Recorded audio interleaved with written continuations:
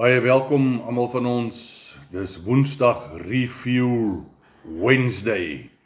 So ons praat so 'n bietjie Woensdag praat ons so 'n bietjie oor 'n paar onderwerpe wat die hart raak.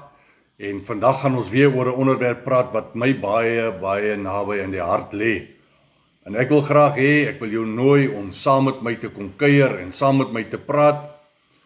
Want as ons op sosiale media kyk en ons sien hoe sosiale media ons bombardeer met baie goeders wat gesê word, dit is goed wat uit die skrif uitkom, of die Bybel sê so, of die Bybel sê so, dan word ons gebombardeer as Christene, word ons gebombardeer met informasie wat baie keer nie korrek is nie.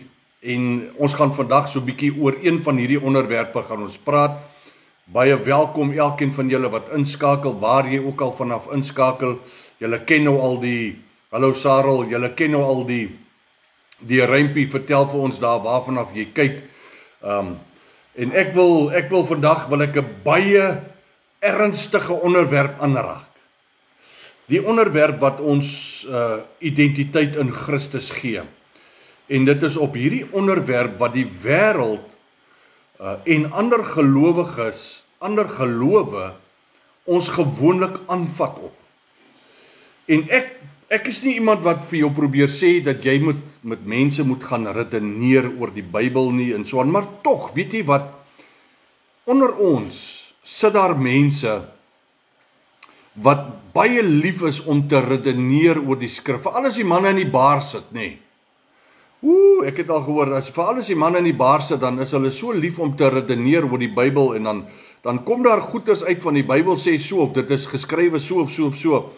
En as jy so 'n bietjie Bybelkennis het, of jy dalk al 'n paar goedjies gelees, dan staan jou hare regop.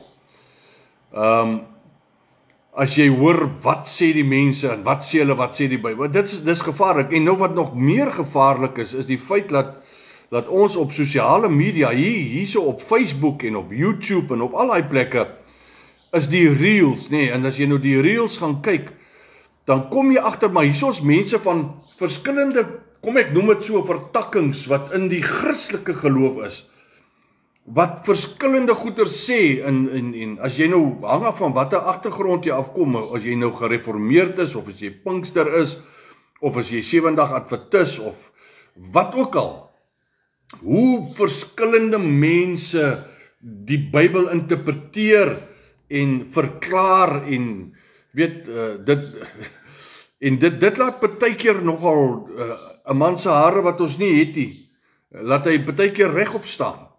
En ek wil vandag een van die goeders wat ek in die laaste tyd baie sien, veral nadat ons met Charlie Kirk se sluipmoordaanval gesien het, hoe mense begin om die skrif te verdraai en hoe om vir jou te sê, maar dit is wat skrif sê, en dan is dit nooit regtig die konteks van wat die skrif sê nie. En weet jy wat,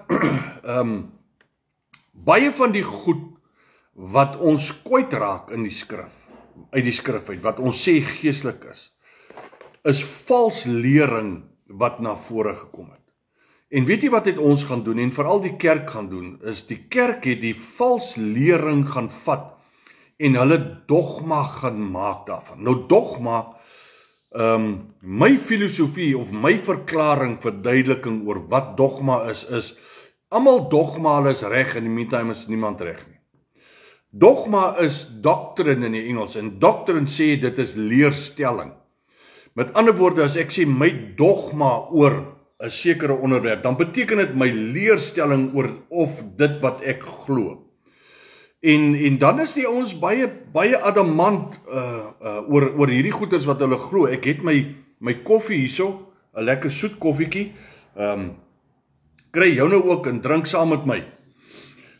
En dan is ons baie keer adamant oor die dinge, en ons is emosioneel, en ons is sterk, kom baie sterk oor dit wat ons glo. En almal van ons is so, en dit is so, iemand van ons, as jy nie 'n standpunt kan inneem nie, dan is jy nie 'n man van waardes, as ek dit so kan sê. Want jy moet 'n waarde jy moet 'n standpunt kan inneem oor iets wat jy voorstaan. Dit is absoluut waar. Nou, kom ek wil my inleiding wil ek so maak, dat jy kan weet waantoe is ek op pad. Want ek het so 'n tydjie terug, het ek hier in my gees iets gehoor. En dit het my gemaak dat ek bietjie gaan krap het. Dit is so omtrent so 2 maande terug. Ek het so 2 maande terug het ek met my vrou die een oggend, toe praat ek met haar oor dit wat ek gehoor het, want dit het my nogal omgekrap. Toe ek dit hoor in my gees. En hier gaan ek ook nou nie maak soos die manne wat met die wegraap en goeders, die Here het gesê, nee. Dis iets wat ek in my gees gehoor het, en ek het gaan krap, ek het gaan ondersoek instel, ek het regtig 'n bietjie diep gaan krap, en ek het net om vir myself bietjie inligting bymekaar te maak oor is dit wat ek in my gees geervaar het, is dit waar? Is daar substansie? Weet, kan ons kyk daarna? So, nou kom ons skop so af. Jy hoor veral uit die Amerikaanse weste uit, hoor jy verskriklik hoe die Christene, veral uit Amerika uit, vreeslik erg die Israel of die Jode optel, en dat die Jode is die uitverkore volk van God, en die Israel so, en die Israeliete so, en jy moet bid vir die vrede van Jerusalem, en al hierdie tipe van goed, en as jy nou nie vir Israel bid of vir hulle geld gee, of jy gaan besoek ten minste Israel, gaan kyk, wat gaan daar aan nie, dan is jy nou nie werklike Christen nie. En weet jy, en ek sien Christene veral, Christene neem Israel Joodse gewoontes neem hulle aan. En kom ek noem vir jou sommer so 1 of 2 van hierdie gewoontes wat hulle in die kerk ingebring het, wat ons glad nie in die Christenkerk veronderstel is om te hê nie. Nommer 1, hierdie prayer shows, hierdie goeders, ek het dit self gedoen, ek het van hulle. Hierdie wat noem hulle, dis 'n prayer show, julle weet mos hoe lyk daai ding is. Daai ding wat hulle so oor, die talit, daai ding wat hulle so oor hulle gooi.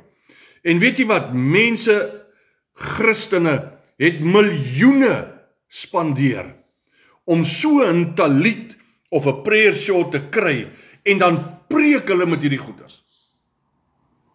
Want dit is nou, of hulle gooi om die nek, of hulle maak om die middellyf vas, want hoekom hulle dit doen, weet ek nie. Dit is 'n Joodse tradisie. Dit het met Christendom absoluut niks te doen nie. Niks. Ek sê niks. Zara. Niks. Die tweede ding wat hulle ingebring het, en lees gerus my boekie oor die shofar, is mense het begin koedoehorings en ramshorings en al wat 'n horing is begin blaas. En hulle het die feeste van die Joodse tradisie of die Joodse geloof het hulle begin aanhang, en hulle het Joodse kultuur in Christendom ingebring. Joodse kultuur in kerke ingebring. En hulle het dit name gegee, en hulle het dit gaan probeer regverdig, omdat kwansys die Jode nou die volk van God is. En ek het saam met hierdie goed geloop, en ek wil jou vandag vrymaak. En ek wil, nommer 1 wat ek graag wil sê hierso is, moenie vir my glo wat ek sê nie. Ek wil hê jy moet jou eie studie gaan doen. Dit het my nou ten minste 2 maande plus gevat. Wat ek elke dag intensief gaan krap het.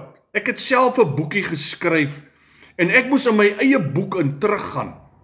En ek moes gaan kyk na die inligting wat ek in my boek van die ware Israel, wat ek gaan neerlê daarin. Ek moes dit weer gaan van vooraf gaan navors het, om te gaan kyk op die internet. Ek het gaan soek op die internet, ek het gaan soek op AI. Is dit wat ek daar skryf, is dit relevant, is dit akkuraat? Kan dit in die Bybel met konteks en skrifverwysing bevestig word? So wat ek vanoggend met jou bietjie sit en gesels, en ons kan dalk die volgende paar weke daaroor praat, want dit gaan hierdie onderwerp is 'n diep onderwerp, is 'n lang onderwerp en ek gaan nie in 30 of 40 minute alles met jou klaar gepraat kry.